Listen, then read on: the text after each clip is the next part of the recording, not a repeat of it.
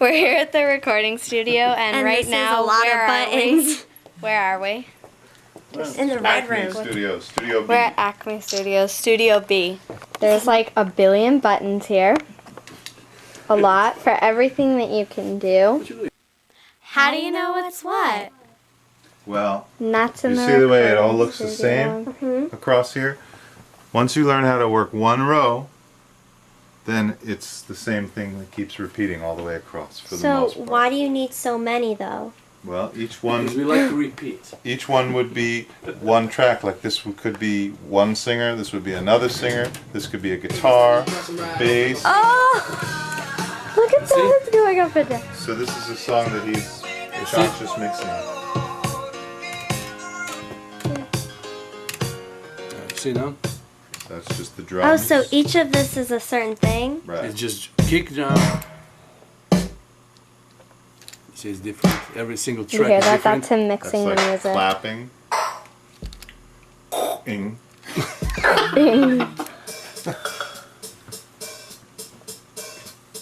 See? And it all adds up to a song. That's really cool. Okay, so that's all for this room. Awesome. Frankie Valley, right? He's really coming cool. next Bye. week. We're going to the next room right now, Remember so Frankie Valley? follow Peter. Okay. I guess they're doing a remake. So this is another room. It's awesome in here. Cool. Okay. This room is more of the work is computer based. So this is really just a controller for a computer, although it does one cool thing that I could show you that you'll like. Yo, Very cool. Get this. See, that is moving without anything. It doesn't need anything. And look, it lights up. It's all pretty and sparkly and like a sparkly little beautiful It's like thing. a robot, right? See? Yeah, it's and it like- moves by itself. And this is supposed to be more computer based, right? This thing here Computer-based. is really just an expensive mouse. It doesn't do anything other than control the computer. Most of the What program audio is equipment that? is done on Macs. That's called Pro Tools. They work Oh. the best. All around here is Pro. Musicians would play Let's go. or play. So this is where the musicians would go. So This there's is- some drums and a Hammond organ and another guy on another Pro Tools system, my partner Rory. Hi. There's some real Grammys that he has, see, on top of his speaker. Ooh, wow, cool. He's got 3 They Grammys got- and 1 paper towel. They got Grammys. Look, see, that's Grammys. They got 3 Grammys. This is so cool. See, these are. Whoa. This is like a double organ thing, Double piano. double piano. And you know, this is where the That's a big recorders would go. microphone. And these are like the mic. That's the microphone, and Whoa. that's the drum set. Move your head, James. And that's the drum set and everything. And these are more buttons and. buttons. We have a Buttons are button cool. for everything. But that's more buttons. There's like buttons everywhere. Yeah. Right now, we're going to ask some interview questions. So, what is the job of a music mixer? Well, the jobs that we have here are we're recording engineers and we're producers. And people call us on the phone and they say that they want to make a CD. Used to be records, but now it's CDs. From when? Soon When it's did it just going to start? be files. When did it start from records to CDs? The CD came out in the 80s. So that's the when records stopped happening in the early 90s. And now they're going to stop making CDs, and it's just going to be like iTunes downloads in the next few years. Which one do you think is better, iTunes downloads or CDs? Well, CDs sound better. They're higher fidelity. But iTunes downloads aren't so bad. iTunes downloads certainly sound better than cassette tapes used to, when they used to sell cassette tapes. Yeah. I don't know if you've ever seen those. Yeah. And records, a lot of people like the way old records sounded, but old records would get scratchy and they could sound pretty yucky. I think downloads are pretty cool. The problem with the iTunes downloads is that so many people can share them illegally, and it makes it hard on the artists whose music it is when they're no longer able to get paid for their work. So when you say when they stop making CDs that the artists might not have as much money maybe in the future, or Well, the business is changing a lot. The artists, an artist like Fergie is making her money from live appearances and concerts. She has a handbag line, and she has T-shirts and so on and so forth. A lot of the music ends up being illegally shared on the internet, so she doesn't get paid for as many sales as she would have in the old days. And the same thing is about to happen to the movie business. The faster the internet gets, the quicker and easier it is to download that stuff. Oh. Okay. So, It's tricky. yeah. How do you think recording changed in the last 100 years? 100 years. I'll narrow it down to 50, but like Well, You're like 50. records stopped. I hear music. the first recordings, what were the first recordings? They were like wire recorders or wax cylinder recorders. This is very cool. Thomas Edison, right? Recorded on a wax cylinder, I think. I hope it was Thomas Edison. I Your don't teacher know. can Yeah, correct we don't know that. But the whole technological revolution has happened in a little more than 100 years, right? So the recording business went from nothing. Before there was records, there was sheet music. They used to sell sheet music. If people wanted the newest popular song, they would buy the sheet music for it, and they would play it Remember with their that? family. Well, that's what popular music was. It was music that was written down because it wasn't recorded yet. Then when it started being recording, the tape recorder didn't come out until the 40s, I think. Tape recorder I sent you a link. Yeah. Do you remember? Yeah. I That reviewed has it the today. specific dates, so That's if pretty cool, you yeah. want to talk about that, you can show that. But I believe it was Bing Crosby who used to do a radio show out of New York, and wanted to be able to record it and play it back later at another time.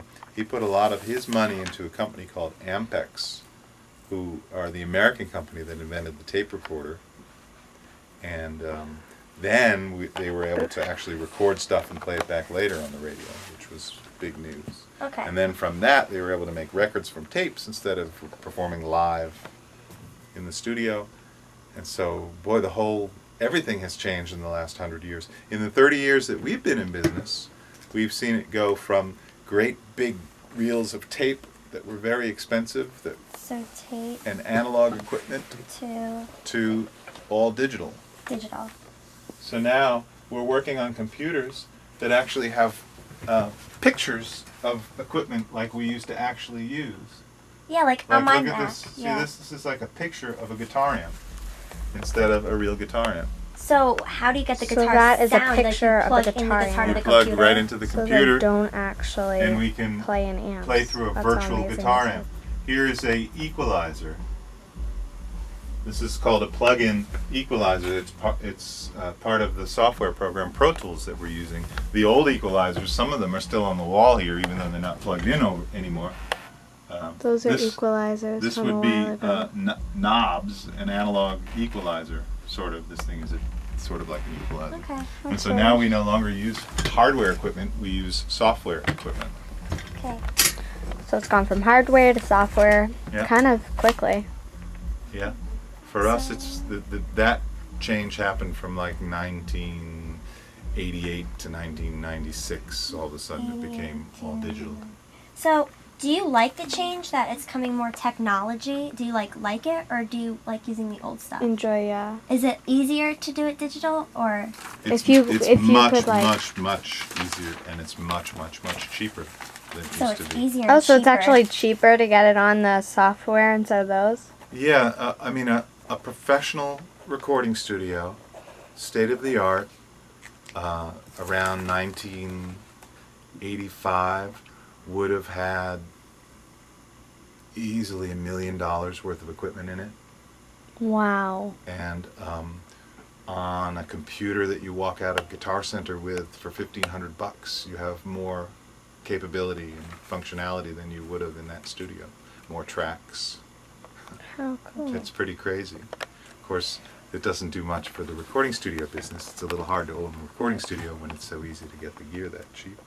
Yeah. So how can musicians make a living today that wasn't possible in the time of Beethoven or Tchaikovsky? Tchaikovsky. Yeah. Did you get that? Oh, it's from the sheet. Oh, Tchaikovsky. Oh, Tchaikovsky. sorry, Mr. Whitford. Like, how can they make a living that wasn't possible for Beethoven? Well, Beethoven couldn't sell recordings of his music, could he? No. However, it's coming back to that where you can't sell them anymore because people just steal them also. So it's kind of the same now. So it's not really different. It's getting to the point where the music is something that is used as promotion to sell concert tickets now. Mm-hmm. All of the real record companies have been going out of business or are going out of business. Artists like Madonna and the Rolling Stones and U2 are now going into business with the companies that put on the concerts instead of going into business with record companies. Yeah, so it's more like their music is to promote sell to go to the tickets. concerts Right. more than the CDs themselves. Right. Since they can't control Yeah. who's sharing or downloading their music, but they still control the ticket sales and they control their handbags and their t-shirts and their merchandising. That's what that's interesting. called. Okay. So it's changing. Cut. Who have you recorded with, like, throughout the entire time that you've been here? Well, this room that we're in here is the oldest control room here. The ugly brown corduroy on the wall is from like 1980. Wow. In this studio, we've recorded some people you haven't heard of, but who are some famous jazz people like Art Blakey, Dr. John, Cissy Houston, Darlene Love. I recorded a lot of records for a band called the Spin Doctors, which we did quite well in the 90s. We've had, in the last couple years, doing some things for a local radio station, we've had Feist, The Fray, Augustana, OAR, a bazillion bands. Big Head Todd and the Monsters, Sean Colvin, the Smithereens. I can't remember them all. So I have a question. What are you guys working on right now? Right now I'm working on a French heavy metal band called Café Bertrand. Do they We've speak recorded French to you Deep at all? Purple. Yeah. You want to hear like what it sounds like? Yeah. French singing Awesome. heavy metal music?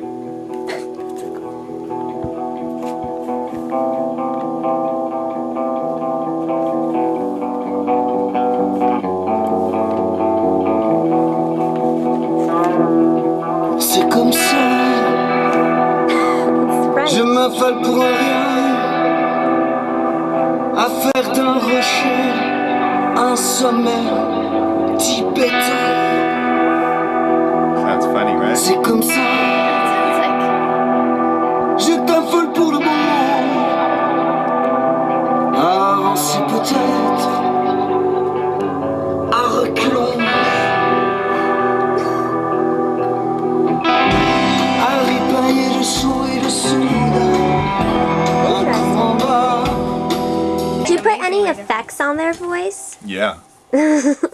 So the Yeah. the voice. That was the voice. You- Absolutely. that was- what we call dry with no effects. Yeah. When I just soloed it for you. That's this. À ripailler dessous et dessous.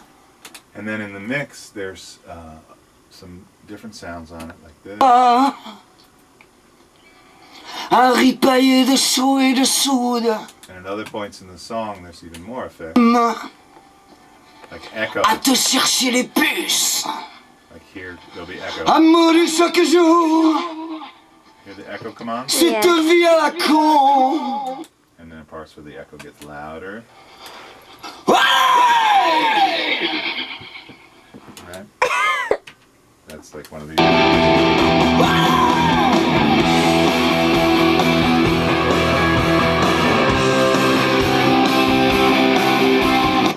That's actually a band that plays with a band that your parents might know called Deep Purple in Europe and France. So that's what I'm working on today That's very as we speak. So, like, about how many effects, like, do you put on, like, how much is theirs, like, in a percentage? Like, is it 50% what they're playing and then another 50% you're mixing, or, like, how much is it mixed? Well, what they're playing is the song. And what we do when we mix is, if we hear the guy go, "Sabada," we'll say, well, that sounds like he wants to be going, "Da-ba-da-da-da." You know, we help sort of amplify or contribute to the energy and the dynamic of a song. You can mess it up too if you don't have the guitars loud or you make the drums too quiet. It won't sound as good. In rock music, if the singing is too loud, it doesn't sound good, strangely. That's why old people always complain they can't understand the words. It's because the guitars are so loud, right? But that's what makes it sound energetic. That's very cool. I have a question that I think might end it all. Okay. About how much does it cost to record? Well, it's either by the day or by the hour. It costs, on average, probably something around $150 an hour to record. So, but when you record, are you just meaning recording your voice? Or when you record, do you record and you build the music? We do stuff where we're producing, where sometimes we actually play the instruments, but sometimes a whole band will come in and it's just our job to record that band. Does it cost more money? No, it's the same. It's an hourly rate. Oh, cool. Do they when you're recording, do they kind of watch, do they come back and say, okay, well, I want that part echoed and this part not echoed? Oh yeah, some people can be very Picky. detailed and picky. Some people can do way too many things and make something sound overproduced. And so then we say, maybe you don't want to do that. And they say, no, I do. And we say, okay, fine. You'll see. That's cool. It's hard because there are no more limitations. In the old days, we used to have only 8 tracks or only 16 tracks. And so you would fill up the tape or finish the song pretty quickly. And there wouldn't be room to say, well, what would it sound like if there was violins in there? What would it sound like if I added trumpets and more singing? And there wouldn't be any space to do that. Now that we're on these computers, we really don't run out of tracks. So you can spend so long on a project that you no longer really know what you think anymore, and it just sounds like mush. Yeah. So you have to have a discipline and have an idea in your head of what you really want it to sound like when it's finished, or you'll get lost. But that's the brave new world. I think it's the same when you're making a movie or a video now. Now you can make those on computers very easily. You can do anything. It's the same like when you're drawing a picture on a computer. You can keep going forever and ever and ever, right? Yeah. The same you thing. never really run out of page space. You have to know what you want. Yeah. So. How do you copyright your music? Do you make it copyrighted on you or on them? No, the artists or the writers copyright their music. We don't do that. We're a service. Yeah. Okay. All right. Got any more? No. All right.